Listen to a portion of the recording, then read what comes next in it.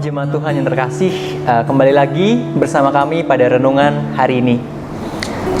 Renungan hari ini bertemakan tentang hidup oleh Roh Kudus, bukan oleh daging. Pertama-tama, banyak sekali mungkin dari teman-teman yang merasa bahwa apa sih hidup dalam roh, ngapain sih ngeroh banget. Teman-teman, hari ini gue mau bilang kayak gini, karena kita adalah manusia-manusia yang hidup di dalam Roh Kudus. Kita sama-sama percaya bahwa hidup kita telah ditebus dan hidup kita telah dituntun dan dipenuhi oleh Roh Kudus.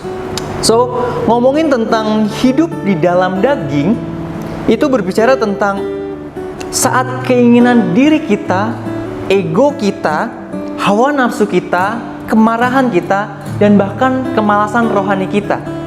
Itulah berbicara tentang manusia yang hidup dalam daging.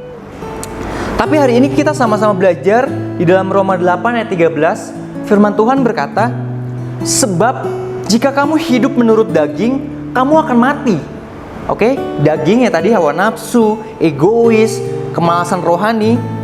Selanjutnya firman Tuhan bilang, tapi jika oleh roh kamu mematikan perbuatan-perbuatan tubuhmu, kamu akan hidup.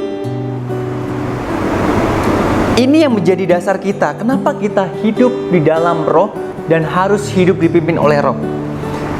Supaya kita bisa hidup di dalam Kristus.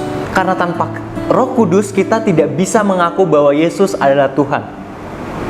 Teman-teman, baik lagi, kenapa kita harus hidup sebagai manusia roh, manusia yang rohani?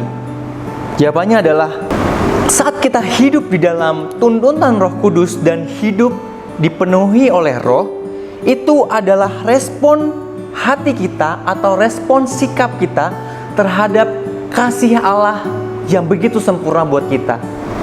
Dan Roh Kudus adalah kuasa yang bekerja dalam kehidupan kita, yang memberikan perubahan sejati yang berasal dari dalam keluar.